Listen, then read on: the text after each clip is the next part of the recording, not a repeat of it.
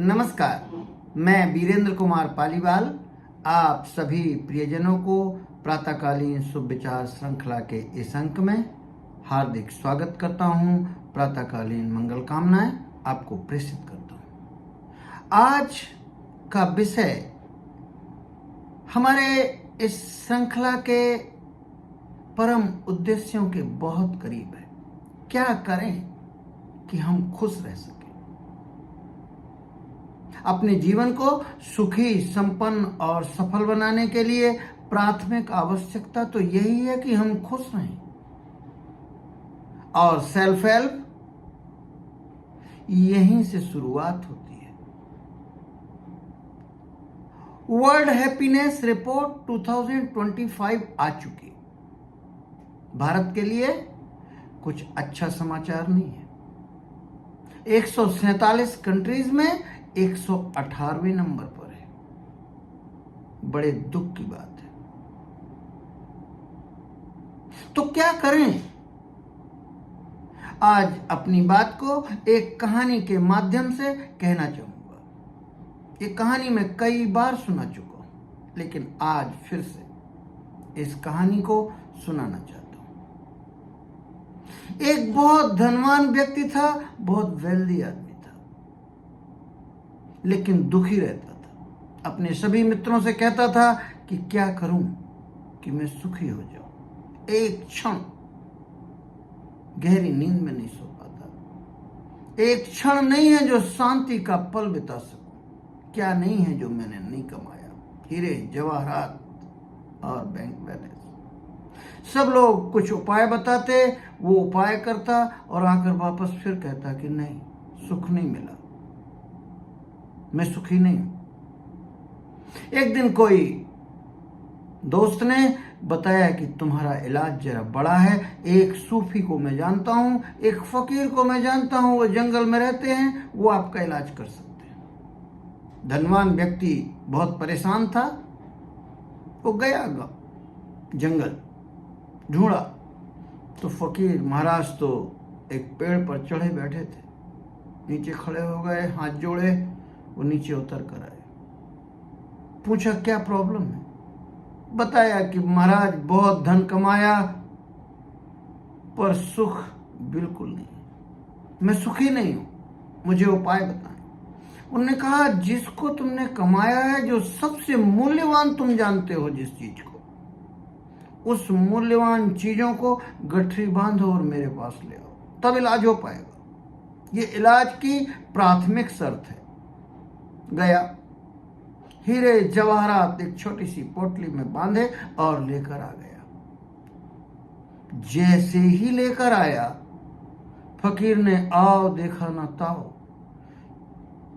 पोटली उठाई और भाग खड़ा हुआ। क्षण भर को तो सेठ परेशान हो गया कि भाई फकीर साधु लोग तो ऐसा नहीं करते। फिर समझा कि अरे हम तो लुट गए।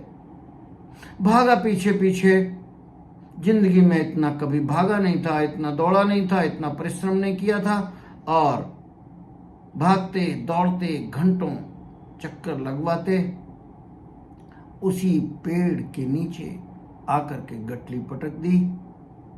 सेठ एकदम गठरी से लिपट गया और रोने लगा। फकीर ने कहा कुछ सुख मिला, कुछ हैप्पीनेस आई? मैंने तुम्हें सूत्र बता दिया, खुश होने का सूत्र मैंने तुम्हें बता दिया। अब जाओ, नहीं तो मैं वास्तव में छुड़ा लूंगा और गांव में बांट दूंगा ये हीरे जवाहरात तुम्हारे। कहने का निष्कर्ष ये है कि जो हमारे पास है हम उससे खुश नहीं, जो नहीं है उसके लिए हम दुखी हैं। अनंत शक्तियां हमारे पास हैं, हम उनका सदुपयोग करना नहीं जानते। हमारे पास इतना सुंदर प्रभु का दिया हुआ सब कुछ है, उसमें हम खुश नहीं। गाड़ी थोड़ी छोटी है, कुछ इंच छोटी है, तो दुख का कारण बनी हुई है। क्या आप सोचते हैं कि जो लगातार फिनलैंड जो एक नंबर पर बरसों से आ रहा है, क्या उसके पास लंबी गाड़ियां, वहां के नागरिकों के पास क्या बैंक बैलेंस ज्यादा है? नहीं, दूसरा ही कुछ कारण है। मन की अनंत शक्तियों का सदुपयोग करना यदि हम जान जाएं तो सुखी रहना बहुत आसान हो जाएगा। गैलप बर्ड पोल से ये जो आंकड़े मिले हैं, इनकी पूरी जांच पड़ताल से देखने पे पता चलता है फिनलैंड में ऐसा क्या है। अध्ययन का केंद्र तो फिनलैंड होना चाहिए। बहुत धनवान देश ऐसे हैं कि जो ताकतवर भी हैं, धनवान भी हैं, न्यूक्लियर वेपन इत्यादि इत्यादि सब कुछ है, पर उनका रैंक नीचे खिसकता जा रहा है। आप ठीक सोचिए, यूएस का रैंक लगातार नीचे गिर रहा है। क्या कारण है? तनाव। मन की अनंत शक्तियों में ही इसका राज छुपा हुआ है। इसके बारे में विस्तार से क्या चर्चा करें, अभी नहीं, लेकिन ये बात सीखना जरूरी है। साहित्य सनातन क्या कहता है इस संबंध में? सुखी होने के बारे में सनातन साहित्य क्या कहता है, जो हमारा प्रमुख उद्देश्य है। मैत्री मुदितो करुणा उपेक्षाणाम सुख दुख पुण्य पुण्य भावनात् चित्त प्रसादन। सुखी लोगों से मित्रता करो, दुखियों पर दया करो, उपलब्धियों को प्राप्त व्यक्तियों को देखकर हर्षित हो और पापियों की उपेक्षा करो। ये 4 सलाह दी गई है। होता उल्टा है। जो सुखी लोग हैं उनको देखकर ईर्ष्या होती है। जो दुखी लोग हैं हमसे, जो उनको लगता है कि इनसे मित्रता की जाए, और वास्तव में उनसे मित्रता हो जाती है, बातचीत कर देना शुरू हो जाता है और रस आने लगता है, और निश्चित ही दुखी लोग तो दुखी फैला पाएंगे और वो आपको भी दुखी कर ले जाते हैं। उपलब्धियों से भरे हुए लोगों को देखकर ईर्ष्या, जलन, पश्चाताप, हमारी जिंदगी ऐसे ही गुजर गई, हम कुछ न कर पाए। जबकि होना चाहिए उपलब्धियों के भरे हुए लोगों को देखकर, थैंक्स एडिसन, तुमने निर्वात में बल्ब जला दिया, मानवता की सेवा करके बहुत बहुत तुम्हारा धन्यवाद, तुम जहां भी हो तुम्हारा बहुत धन्यवाद। ये भाव आने से आपका चित्त प्रसन्न हो जाएगा। और पापियों की उपेक्षा। सामान्य तौर पर बहुत लोग बाग महिमा मंडन करते हैं। महर्षि पतंजलि ने भी खुश होने के लिए एक उपाय बताया जो आप अभी कर सकते हैं और इसी क्षण खुश हो सकते हैं। प्रच्छर्दन विधारणाभ्याम व प्राणस्य।